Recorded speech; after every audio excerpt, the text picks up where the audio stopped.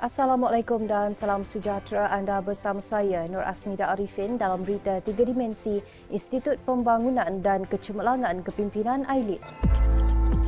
Bermula 1 April 2022, negara memasuki fasa baru dalam usaha kita memerangi COVID-19 iaitu fasa peralihan ke endemik agar negara dapat kembali kepada kehidupan hampir normal selepas 2 tahun. Di bawah fasa peralihan ke endemik ini, aktiviti sukan dan rekreasi boleh dilaksanakan sepenuhnya tanpa terikat kepada had tertentu seperti kapasiti, waktu operasi, had umur dan sebagainya. Menurut Yang Berhormat Datuk Seri Ahmad Faizal bin Datuk Azumu, Menteri Belia dan Sukan, kelonggaran dan kelulusan yang diberikan Majlis Keselamatan Negara MKN dan Kementerian Kesihatan Malaysia KKM ini merupakan suatu penghargaan buat Kementerian Belia dan Sukan KBS demi memastikan industri sukan negara dapat kembali beroperasi dan dirancangkan semula.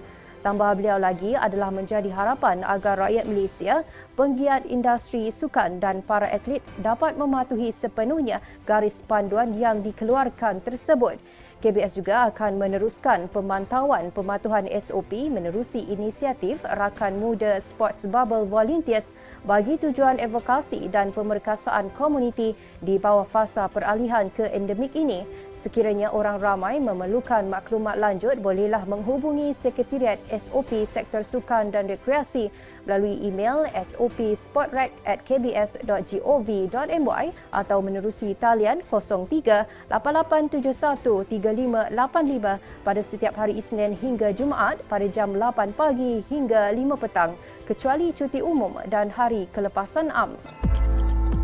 AILID menerusi kluster kepimpinan terus berinovasi ke arah melahirkan Future Ready Leaders dengan penganjuran program Malaysia Future Leader School MFLS Tier 2 secara interaktif. Program MFLS Tier 2 kohort pertama bagi tahun 2022 itu telah berjaya dilaksanakan serentak secara atas talian di semua 15 kem wawasan negara di seluruh negara dengan penyertaan seramai 870 orang peserta yang melibatkan pelajar sekolah menengah berusia di antara 15 hingga 17 tahun telah berjaya melepasi proses saringan di peringkat Tier 1 berdasarkan penilaian dari segi pencapaian akademik, ko-kurikulum dan sasiah diri di peringkat sekolah. Menurut Yang Berusaha Dr. Haji Hanafi Harun, pengarah kluster kepimpinan AILID, program yang telah dilaksanakan selama 4 hari menerusi platform Zoom dan Google Meet tersebut telah dilaksanakan secara interaktif dengan pelbagai pengisian dan modul. Tambah beliau lagi, objektif pelaksanaan program ini adalah untuk melahirkan pemimpin dalam kalangan belia yang berfikiran kritis, kreatif dan inovatif, mahir berkomunikasi, mengamalkan nilai murni serta mempunyai semangat kesukarelawanan. Beliau turut mengharapkan agar pengisian yang telah digarapkan melalui pelaksanaan MFLS Tier 2 ini berupaya untuk menyerlahkan potensi para peserta sekaligus memberi nilai tambah kepada mereka untuk terpilih ke peringkat Tier 3 yang bakal dilaksanakan kelak. AILID menerusi kluster kerjaya dengan kerjasama Bahagian Hal Ehwal Pelajar Institut Kemahiran Belia Negara IKBN Jitra Kedah kekal proaktif dengan menganjurkan seminar penjanaan ekonomi Career Starter for Youth CS4Y secara bersemuka. Seminar kali ini telah menampilkan penceramah jemputan iaitu Saudara Muhammad Rizal Mat Isa, Ketua Pegawai Operasi Saleha Group dan Saudara Aznan Syamsuddin, Penolong Pengarah Kanan Kluster Kerjaya AILID.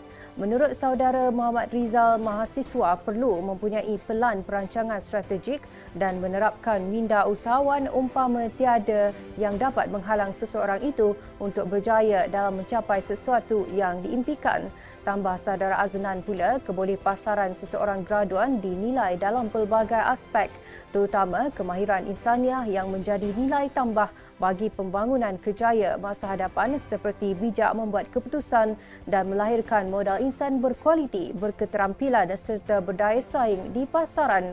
Semoga perkongsian ini dapat menarik minat pelajar untuk terus berusaha dan bersaing secara sihat dalam memperlengkapkan diri ke alam pekerjaan dan berinovasi dalam penciptaan kerjaya kelak. Saudara, tidak ada yang mustahil di dunia ini jika kita ingin mendapatkannya. Janganlah pernah menyerah ketika kita masih mampu berusaha lagi. Tiada kata berakhir sehingga kita berhenti mencuba. Terus ikuti kami di semua platform media sosial Ailit. Jangan lupa temui kami pada jam 3 petang dengan 3 berita penting 3 kali seminggu pada hari Isnin, Rabu dan Jumaat hanya di Berita 3 Dimensi. Saya Asmida Arifin. Assalamualaikum dan salam keluarga Malaysia.